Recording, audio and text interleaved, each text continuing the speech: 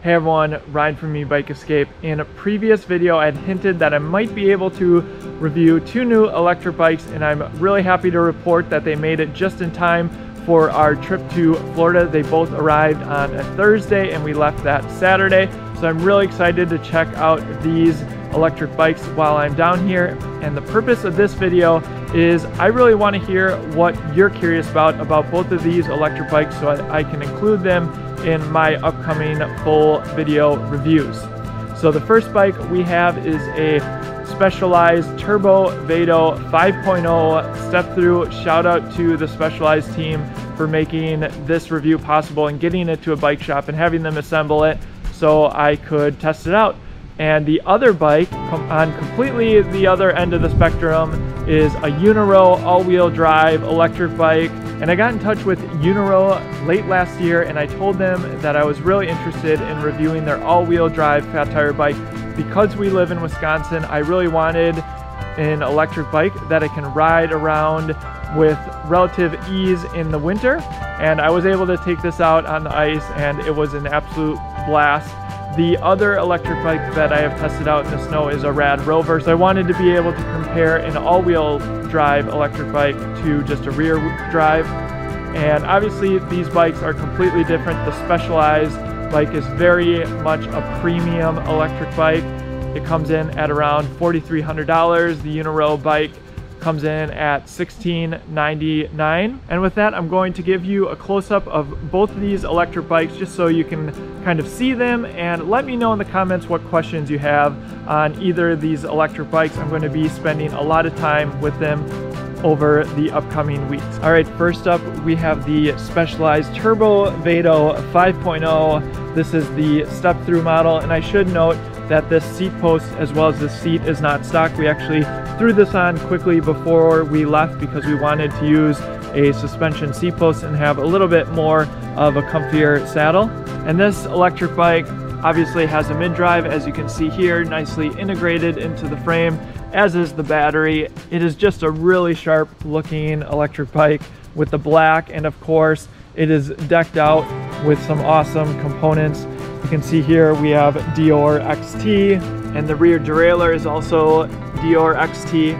It's just a very smooth electric bike, hydraulic disc brakes, pretty much everything that you could want from a city style electric bike. Now this was on the list of bikes that I told Specialized I would be most interested in reviewing, mainly because it has the front suspension as well as some slightly wider tires, so we should be able to take this on some crushed gravel and perhaps some paths that aren't necessarily smoothly paved.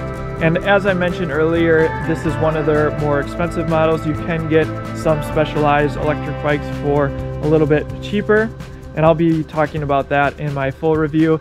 And I should also mention this is the medium size frame. I really like this super unique rack. It's extremely sturdy. These really cool fenders. It actually has an integrated light. So let me know what you might be interested in learning more about this electric bike. What are some of your questions?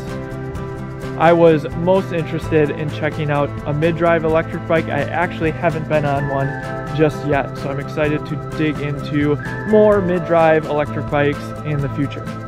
All right, next we have the Eunorau Fat Tire all-wheel drive electric bike. I have to say this thing is an absolute beast. It's got a 350 watt motor in the back, 250 watt motor in the front, and while you might not think that that is quite powerful compared to some of the other motors, I have to say this thing has a lot of get up and go. I think everyone that has test rode it has been surprised at how much power you have from the throttle here. It's got a 16 amp hour battery. Again, this isn't the stock seat. This is one I'm testing out from Ergon that they sent me. And we did put some mirrors on it and some creature comforts for our travels. It also has the cutouts in the wheels to reduce weight. And I put these really cool half-knee pedals, which just happen to match. And it comes with this really large rear rack, and actually I still have to put on the front fender. Mechanical disc brakes, and if you're curious, this is how you control what motor you're using, because you can use just the front motor, just the rear motor.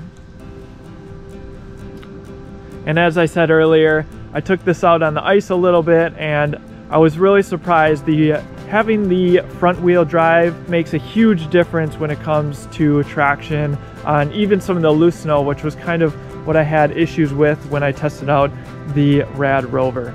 So let me know what questions you have about this electric bike. I think it is going to be a winner for winter, and I'm really excited to share more winter riding. Those videos will come up once we get back to Wisconsin.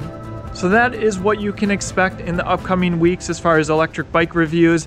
I was really happy that these electric bikes got here with no problem. We really put our Hollywood racks, hitch-mounted bike rack, to the test. And besides these two electric bikes, we also have a Radwagon 4, as well as my 2018 Radwagon down here. I will also be doing some accessory videos that I brought down with me. You may have already seen my video that I talked about putting ergon grips on your Rad Power bikes, and that was a really fun accessory to install. So thanks for watching, everyone. Again, let me know in the comments what you're curious about both of these electric bikes. I will have links to both models in the description in case you're interested in checking them out. Thanks for watching, and we'll see you in the next one.